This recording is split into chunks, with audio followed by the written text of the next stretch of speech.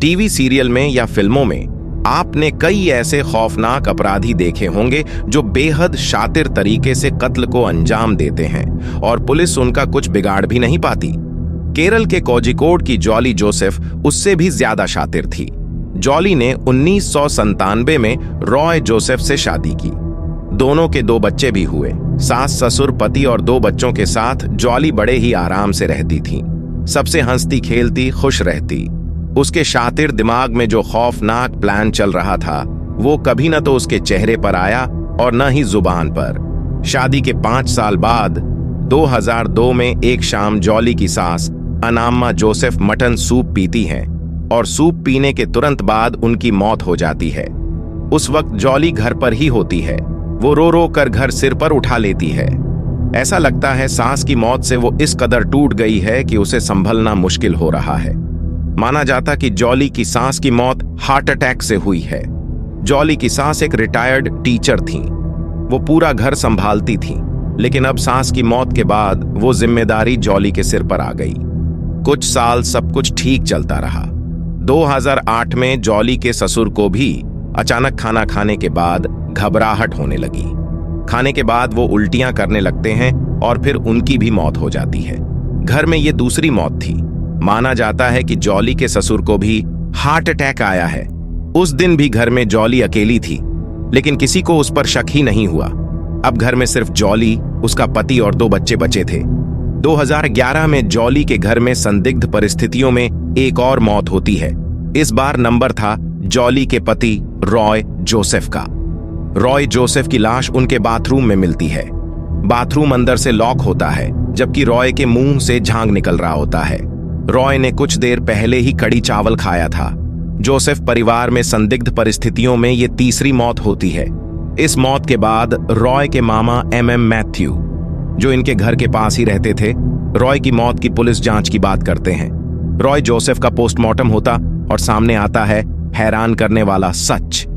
Postmortem report में पता चलता है कि रॉय को जहर दिया गया था, लेकिन किसने ये सवाल का जवाब पुलिस नहीं ढूंढ पाती। 2014 में एक शाम जॉली चिल्लाते हुए सबको सूचना देती है कि मैथ्यू बेहोश हो गए हैं। पड़ोस में रहने वाले लोग उन्हें तुरंत अस्पताल ले जाते हैं, लेकिन तब तक उनकी मौत हो जाती है। ये जोसेफ परिवार में चौथी मौत थी और हर बार जॉली मौत के वक्त वहां पर मौजूद थी। बावजूद इसके कोई उसका कुछ नहीं बिगाड़ पाता। वो बाहर ही बाहर मौत का गम मनाती है, लेकिन अकेले में खुश होती है। तकरीबन परिवार के सभी लोग मारे जा चुके थे। सवाल ये था कि आखिर क्यों जॉली सबको मौत दे रही है। ये सवाल का जवाब तो तब पता चलता जब ये साफ हो पाता कि कातिल कौन है। परिवार की 5वीं मौत 2014 में ही 2 साल की मासूम बच्ची के रूप में होती है। जॉली के कजिन देवर शाजू का परिवार पास ही रहता था। परिवार में शाजू के अलावा पत्नी और 1 साल की बेटी अल्फाइन थे। उस दिन वो 2 साल की मासूम बच्ची नाश्ता करती, जो उसका आखिरी नाश्ता बन जाता है। बच्ची उल्टियां करती है और फिर उसकी मौत हो जाती है। जॉली नन्ही बच्ची को भी नहीं छोड़ती।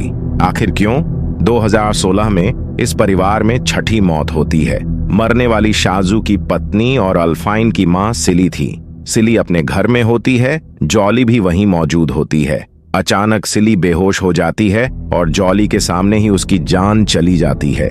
पहले शाजू की बेटी की मौत होती है और अब पत्नी भी। इस गांव में जोसेफ परिवार के लोग एक के बाद एक मरते चले जाते हैं।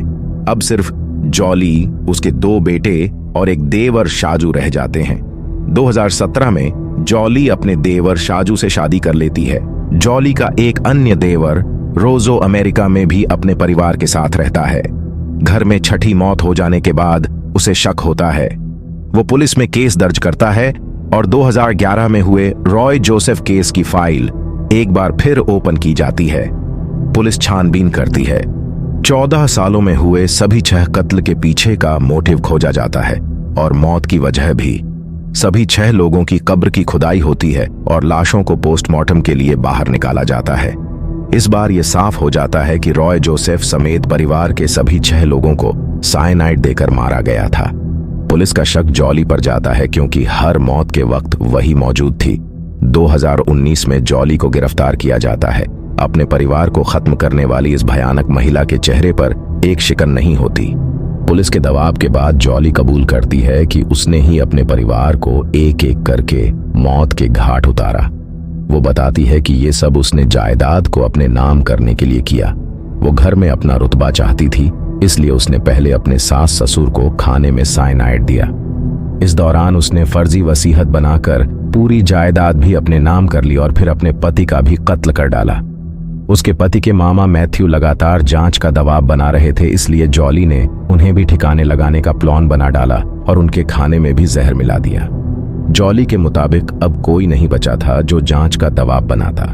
इसके बाद उसने 2 साल की अल्फाइन और उसकी मां को अपने रास्ते से हटाया, क्योंकि वो अपने देवर शाजू से शादी करना चाहती थी। हालांकि शाजू को जॉली के प्लान का कोई आइडिया नहीं थी। वो नहीं जानता था अपनी भाभी के खौफनाक मंसूबे। केरल की इस सीरियल किलिंग की घटना में जॉली जोसेफ के अलावा उसके 3 अन्य साथियों को भी गिरफ्तार किया गया, जिनमें से एक सुनार था। सुनार ही उसे कत्ल के लिए साइनाइड मुहैया करवाता था, जिसके बाद वो अपने परिवार वालों के खाने में इसे मिलाकर उन्हें मौत की नींद सुलाती थी। वो शक्ल से इतनी भोली नजर आती थी कि कोई ये सोच भी नहीं सकता था कि वो कत्ल भी कर सकती है।